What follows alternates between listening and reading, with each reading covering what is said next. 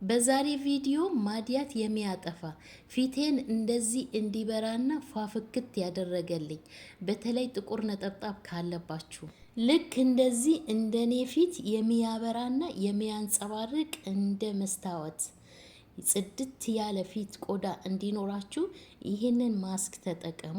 ቪዲዮውን ላይክ አድርጉት፣ ሼር አድርጉት። አጠቃቀሙን አሳያችኋለሁ፣ አሰራሩን እኔም እንዴት እየተቀባሁ እንዴት አድርጌ እንደምጠቀም እንዴት አድርጌ እንደምሰራ አሳያችኋለሁ። ቪዲዮውን እስከ መጨረሻ ተከታተሉት። አሰላሙ አለይኩም ውድና የተከበራችሁ የሮዛ ጉራጌ ቻናል ቤተሰቦች እንዴት ናችሁ? ዛሬ እንግዲህ በሚገርም ቪዲዮ ተገናኝተናል። እዩት ፊቴ እንዴት ጽድት እንዳለ። ይሄንን ማስክ በሳምንት 3 ጊዜ እየተጠቀማችሁ ማዲያት ላለባችሁ የምሬ ነው ምላችሁ። ከዚህም በፊት ሰርቼዋለሁ፣ 2 ሰርቼዋለሁ ከዚህ በፊት ቪዲዮን ገብታችሁ ማየት ትችላላችሁ። የበፊት የኔን የፊቴን ቆዳና የአሁን ፊቴን እስኪ እዩት፣ አስተያዩት። በፊት እንዴት ነበር፣ አሁን እንዴት ነኝ? ፊታችሁ እንደዚህ የፊታችሁን ቆዳ እንደዚህ በቤታችሁ ውስጥ ናቹራል በሆነ ግብዓት ማስክ ሰርታችሁ መንከባከብ ትችላላችሁ። ለፊታችሁ በቤታችሁ ውስጥ በሚገኙ ግብዓት ብዙ ነገር አለ። ሂያር አለ፣ ቲማቲም አለ፣ እንደዚህ ነሻ፣ እርጎ አለ፣ ማር አለ፣ የአረንጓዴ ሻይ፣ እነዚህን ተልባ፣ ብዙ ነገር በተለይ ቁርንፉድ፣ የቁርንፉድ ስፕሬ ተጠቅማችሁ ፊታችሁን መንከባከብ ትችላላችሁ። ቀጥታ ወደ አሰራሩ እንግባ። እዚህ ጋር የተጠቀምኩት በዋነኝነት የዳቦ እርሾ ነው። 1 ማንኪያ የዳቦ እርሾ፣ 1 ማንኪያ ነሻ እንግዲህ ከዚህ በፊት ለፀጉር ማስክ ሰራበታለሁ። ይሄው ለፊታችን ቆዳ እንደዚህ ጽድት የሚያደርግልን የሚያቀላ ነሻ። በነገራችን ላይ ፊታችሁን ያቀላላችኋል፣ ቆዳችሁን ጥርት ነው የሚያደርግላችሁ። ለብቻው እንኳን ቢሆን መቀባት ትችላላችሁ። ነሻ ወይ ከእርጎ ጋር ቀላቅላችሁ። በቀጣይ 1 ማንኪያ ማር ጨምራለሁ። እስካሁን የተጠቀምኳቸው 1 ማንኪያ የዳቦ እርሾ፣ 1 ማንኪያ ነሻ፣ 1 ማንኪያ ማር። እንግዲህ በደንብ እያብራራሁ ነው ማስረዳችሁ። ይሄንን ማስክ ሁላችሁም ተጠቀሙት። እኔ ማዲያት የለብኝም። ማዲያት ላለባችሁ በተለይ ይሄንን ማስክ እንዳያመልጣችሁ ሁላችሁም እንድትጠቀሙት። የምር ታመሰግኑኛላችሁ። 100% ናቹራል በሆነ ምንም አይነት ጉዳት የሌለው ጠቃሚ የሆነ የፊት ማስክ ነው። ማር እንደሚታወቀው ለፊታችን ለቆዳችን ጥራት የሚገርም ነው። ቁስል ራሱ ካለባችሁ ማር ከተቀባችሁት ያደርቅላችኋል። በተለይ ጥቁር ነጠብጣብ ካለባችሁ፣ ብጉር ካለባችሁ ይሄንን ማስክ ፊታችሁ ጽድት ነው የሚያደርግላችሁ። ይኸው በዚህ መልኩ ማሬን ጨምሬያለሁ።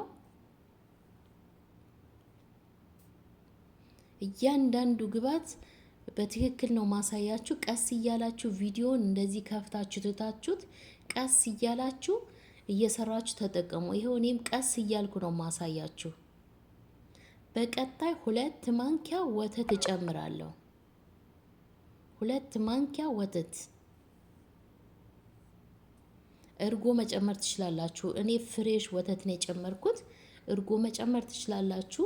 ፍሬሹ ወተት ከሌላችሁ ፓውደሩ መጨመር ትችላላችሁ።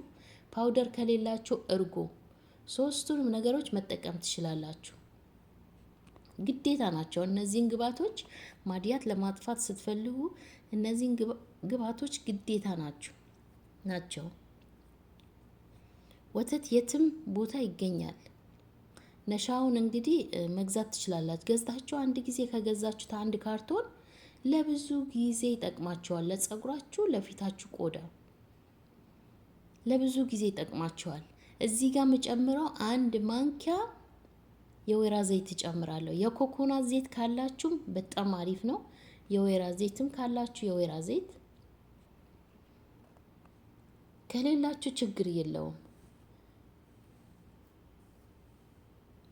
በዚህ መልኩ እነዚህን ግብዓቶች በደንብ አድርገን እናዋህዳቸዋለን። በደንብ እዚህ ጋር እንደዚህ በአንድ ላይ ከቀላቀላችሁ በኋላ በደንብ አርጋችሁ ነው የምታማስሉት። አሁን እኔ እያዋሃድኩ በደንብ አርጌ አሳያችኋለሁ። ታምረኛ የሆነ ምርጥ የፊት ማስክ ነው። በተለይ ማዲያት፣ በዋነኝነት ለማዲያት ነው። ብዙ ልጆች የምሬ ነው ምላችሁ፣ ብዙ ልጆች ማዲያቴ ጠፍቶልኛል ብለው የመሰከሩ አሉ። እስኪ ማዲያት ላለባችሁ ይሄንን ማስክ ተጠቀሙ። አጠቃቀሙን አሳያችኋለሁ። እኔ እየተቀባሁ አሳያችኋለሁ። በደንብ አርጋችሁ በደንብ አቀላቅሉት። በደንብ እርሾ እስከሚሟሟ ድረስ፣ ክሬም እስከሚሆን ድረስ። አንዳንድ ልጆች እንግዲህ እርሾ እንደዚህ ሲባል ሙድ ምትይዙዋላችሁ ማለት ነው። እስኪ ተጠቅማችሁ እዩት። በተለይ ሙሽራ ለሆናችሁ ልታገቡ ያሰባችሁ ልጆች ልታገቡ አካባቢ ይሄንን ማስክ ተጠቀሙ። ፊታችሁ ብርት ፏፍክት ነው የሚያደርግላችሁ። እንግዲህ ለእኔ የጠቀመኝን ነው ማካፍላችሁ። እኔ ማዲያት የለብኝም፣ ጥቁር ነጠብጣብ ግን ትንሽ አለብኝ።